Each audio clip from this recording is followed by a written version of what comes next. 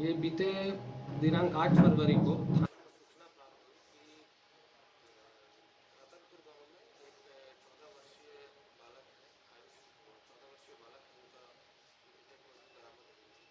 इस संबंध में उनके पिता के द्वारा अज्ञात लोगों पर प्राथमिकी दर्ज कराई गई थी। बरहरवा थाना कांड संख्या 2826 दर्ज कर कांड का अनुसंधान प्रारंभ किया गया।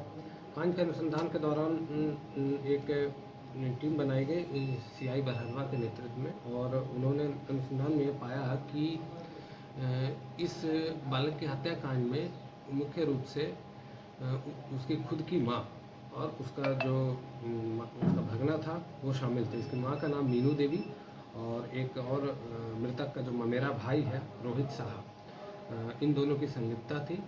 अनुसंधान के दौरान ये भी पाया गया कि मीनू देवी और रोहित साहा के बीच में अनैतिक संबंध था काफ़ी लंबे समय से, साल भर से ज़्यादा से।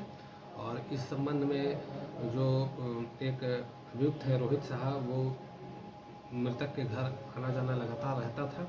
और उस दिन भी क्या हुआ कि जब वो घर आया, इन दोनों को आपत्तिजनक स्थिति में अपनी माँ को उसके मेरे भाई के साथ उसने पाया घर के पीछे में। और उसके बाद उसमें जो लोक लज्जा के डर से कहें या फिर डर से या भय से, फिर इन दोनों ने को लगा कि ये बात सभी जगह बता देगा, तो उसके बाद दोनों ने मिलकर उसका गला घोंट दिया और पास में ही पोखर थे, पोखर में उसको डुबा के मार दिया।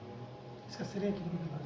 ये जो पूरी छापेमारी दल है सीआई बरहरवा के नेतृत्व में, थाना प्रभारी सुमित कुमार सिंह और जो केस के अनुसंधान करता है सुदामा सिंह, वन्य अनिल यादव और सानी राजनाथ रंजय और थाना के सशस्त्र बल ने बहुत अच्छा कार्य किया है। और 2 दिनों के अंदर में ही इस अज्ञात मर्डर केस में का सफल उद्भेदन किया है। इससे पहले भी कोई क्राइम रिकॉर्ड है? नहीं, इनका कोई क्राइम रिकॉर्ड नहीं है। ये मृतक की अपनी माँ है, जिन्होंने मृतक की अपनी माँ और उसका मृतक का ममेरा भाई ने मिलकर ही इन लोग इसको मार डाला। हत्या में प्रयुक्त कुछ समय बरामद हुआ है सर? नहीं, इसमें गला घोंट के मारा गया था। और उसके बाद जो इनके घर के पीछे एक छोटा सा पोखर भी है, उसी पोखर में फिर इसको डुबाया गया।